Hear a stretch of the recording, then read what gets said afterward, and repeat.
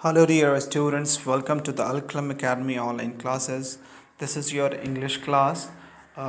तो आज आप लोगों का इंग्लिश ग्रामर का क्लास हो रहा है। ये क्लास सेवन्थ और एट्थ के लिए ग्रामर का क्लास है। एक्चुअली क्लास सेवन्थ और एट्थ में जो ग्रामर है बहुत सारा मिलता जुलता है। कुछ क्लास सेवन्थ में है और कुछ क्लास एट में अलग है, तो वो सारी चीज़ों को कंबाइन करके वो एक ही लेक्चर में मैंने इसको किया है। जो चीज़ें क्लास सेवन्थ में है उनको भी इसमें इंक्लूड किया है, जो चीज़ें क्लास एट में है उसको भी इंक्लूड किया गया है। तो द फर्स्ट चैप्टर आपका दोनों क्लासेस में सेंटेंस है और आपको क्लास एट में पार्ट ऑफ सेंटेंस में पढ़ना है। तो मैं इसमें इस लेक्चर में what is sentence and what are the parts of sentence ये भी आपको इस लेक्चर में क्लियर कर दूंगा। ओके, तो आगे देखते हैं क्या होता है। A group of word that makes a complete sense is called sentence. अब यहाँ उससे पहले था ग्रुप ऑफ लेटर्स और अ सिंगल लेटर। यहाँ पर क्या, a group of word that make a complete sense. एक वर्ड का ग्रुप और जो कि कंप्लीट सेंस देता है उसको क्या बोलते हैं? हम लोग बोलते हैं एक group of word that makes us complete sense is called sentence, उसको सेंटेंस बोलते हैं। इसका एग्जांपल आपके सामने में, जैसे I have two brothers, where do you live, what a beautiful flower. ये सब एग्जांपल है, ये मतलब कम्बिनेशन ऑफ वर्ड है और इसका कुछ मीनिंग होता है। तो थोड़ा इसमें याद रखने की चीज़ है, तो कुछ बेसिक फैक्ट्स हैं। A sentence begins with a capital letter. हमेशा सेंटेंस हमेशा कैपिटल लेटर से स्टार्ट होता है। The word in a sentence must be in a proper order. Sentence में जो वर्ड्स होते हैं, जितने भी वर्ड्स हैं, जैसे एक दो तीन चार पांच वर्ड है एक सेंटेंस में, तो इसमें पांच वर्ड है, ठीक है। एक दो तीन चार वर्ड है, तो ये चारों वर्ड अगर प्रॉपर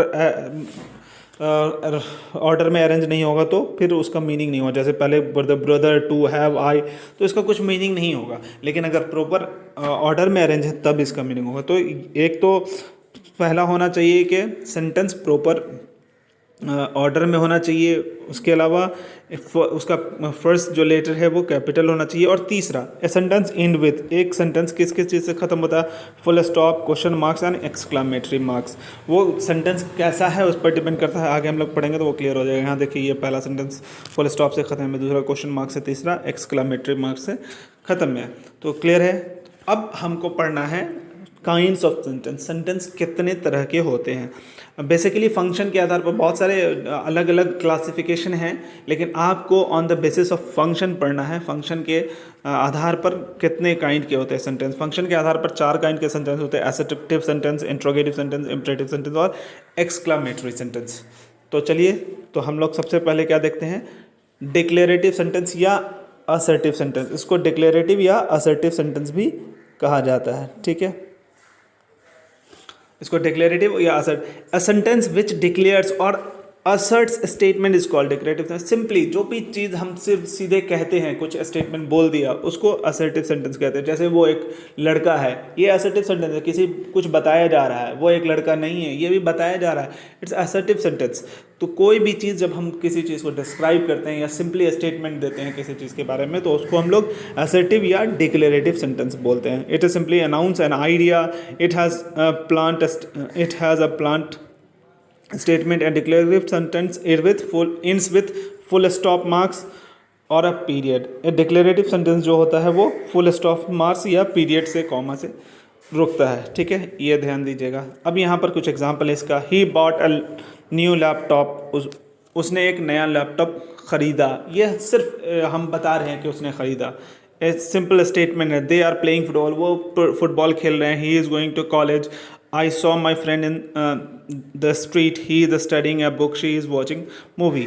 तो ये डिक्लेरेटिव सेंटेंस है। डिक्लेरेटिव सेंटेंस के बाद हम लोगों को पढ़ना है इंट्रोगेटिव सेंटेंस। इंट्रोगेटिव का मतलब, इंट्रो का मतलब ही पूछताछ करना। तो वैसा सेंटेंस जिसमें पूछताछ किया जाता हो या फिर जो क्वेश्चन हो उसको इंट्रोगेटिव सेंटेंस बोलते हैं। डेफिनेशन देखते हैं क्या है। A sentence that has a question is called interrogative sentence. A sentence, वैसा सेंटेंस जिसमें क्वेश्चन रहता है उसको इंट्रोगेटिव सेंटेंस कहते हैं। It is also called a question sentence. इसको क्वेश्चन सेंटेंस भी बोला जाता है।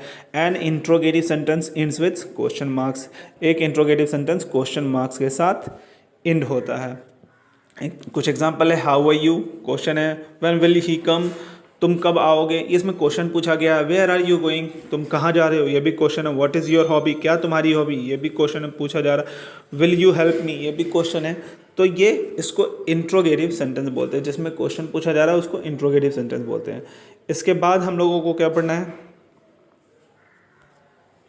Imperative sentence. इम्परेटिव सेंटेंस किसको बोलते हैं, जब हम कुछ किसी को ऑर्डर करते हैं या रिक्वेस्ट करते हैं, उसके लिए हम उसको हम इम्परेटिव सेंटेंस बोलते हैं। जिस भी सेंटेंस में जो जिस बात से हम किसी को ऑर्डर या रिक्वेस्ट करते हैं उसको इम्परेटिव सेंटेंस बोलते हैं। A sentence which express a request और कमांड और एन ऑर्डर, एक सेंटेंस जो रिक्वेस्ट कर किसी से रिक्वेस्ट करना या किसी को हुक्म देना या ऑर्डर देने को इम्परेटिव सेंटेंस कहते हैं। An imperative sentence mostly ends with period. An imperative sentence जो है आमतौर पर पीरियड पर ख़त्म होता है, ठीक है। It can also sometime ends with exclamation marks, और कभी कभी ये एक्सक्लामेशन मार्क्स पर भी ख़त्म होता है, depending on the emotion in the sentence. वो एक्सक्लामेशन मार्क्स पर क्यों ख़त्म होता है कि वो आपके सेंटेंस में कैसा इमोशन है, जैसे सडन फीलिंग का इमोशन है, ठीक है, तो उसके लिए वहाँ पर आप एक्सक्लामेशन मार्क्स देकर ख़त्म कर सकते हैं। इसका कुछ एग्जांपल आप यहाँ पर देख लीजिए। टर्न ऑफ द लाइट, किसी को आप बोल रहे हैं कि टर्न ऑफ द लाइट, या आपको किसी को ऑर्डर कमांड कर रहे हैं, उसको ऑर्डर बोलते हैं, कमांड बोलते हैं, ठीक है। गिव मी सम फूड, ये क्या है, ये रिक्वेस्ट है। Please cooperate with me, request है। डोंट स्मोक, ये एडवाइस है, सलाह हो गया, सलाह देने को भी इम्परेटिव सेंटेंस में कहते हैं। डोंट वेस्ट योर टाइम, ये भी एडवाइस है, सलाह है। Get out of the room, room से बाहर जाओ, ये कमांड है, ऑर्डर है, ठीक है। इसको इम्परेटिव सेंटेंस बोलते हैं। उसके बाद अब हम सबसे लास्ट काइंड ऑफ सेंटेंस में आएंगे, एक्सक्लामेटरी सेंटेंस। जो हम नाम से ही जाहिर है वैसा सेंटेंस जिसमें एक्सक्लामेशन शो करेगा, मतलब हमारी सडन फीलिंग को शो करता है, उसको एक्सक्लामेटरी सेंटेंस बोलते हैं। A sentence which express a strong emotion or feeling is called an exclamatory sentence. वो ऐसा सेंटेंस जो जिसमें हमारा स्ट्रॉन्ग फीलिंग खासतौर पर बहुत स्ट्रॉन्ग फीलिंग दिखता है उसको, या इमोशन दिखता है, उसको एक्सक्लामेटरी सेंटेंस बोलते हैं। It describes emotion or feeling और Joy, anger, sorrow, surprise, excitement, frustration and appreciation. ये कौन सी फीलिंग को डिस्क्राइब करता है, हम इमोशन को, खुशी को, गुस्सा को, दुख को, सरप्राइज होने को, एक्साइटमेंट होने को, फ्रस्ट्रेशन, भड़ास को, ठीक है, और एप्रिसिएशन, किसी को बढ़ावा देना। An exclamatory sentence is ended with an exclamation marks. Exclamatory sentence हमेशा एक्सक्लामेशन मार्क्स के साथ इंड होता है।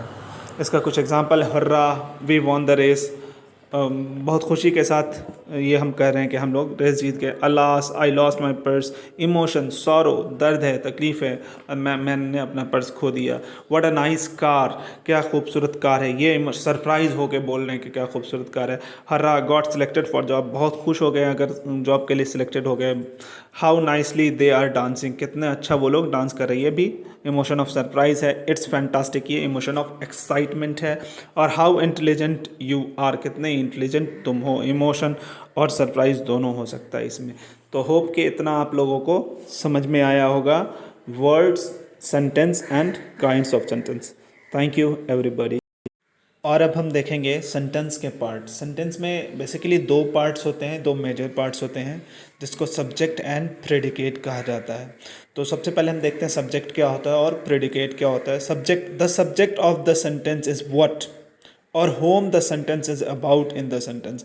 सब्जेक्ट उसको कहते हैं कि उस सेंटेंस में कौन और किस बारे में बात की जा रही है, मतलब जिसके बारे में या जिस चीज़ के बारे में बात की जा रही है उसको सब्जेक्ट कहा जाता है। यहाँ पर एक एग्जांपल आप देख सकते हैं, the cat is sleeping in the sun.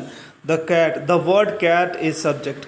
यहाँ पर the cat is sleeping in the sun, यहाँ पर किसके बारे में बात हो रही है, द कैट के बारे में बात हो रही है, तो इसलिए वो सब्जेक्ट होगा।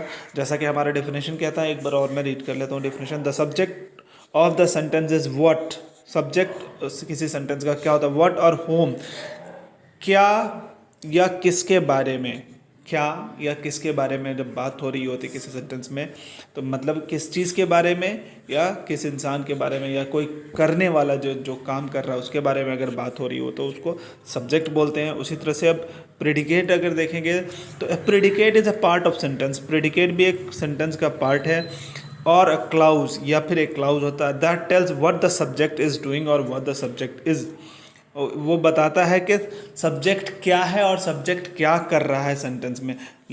चलिए इसको देखने के लिए let's take the same sentence from the before. पहले वाला सेंटेंस ही देखते हैं। The cat is sleeping in the sun.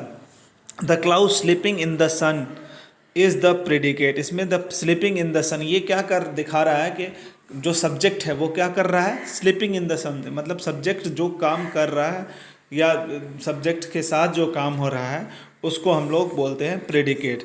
It dictating what the cat is doing, ये दिखाता है कि कैट क्या कर रहा है। तो होप के सब्जेक्ट एंड प्रेडिकेट आपको समझ में आ गया होगा। Thank you.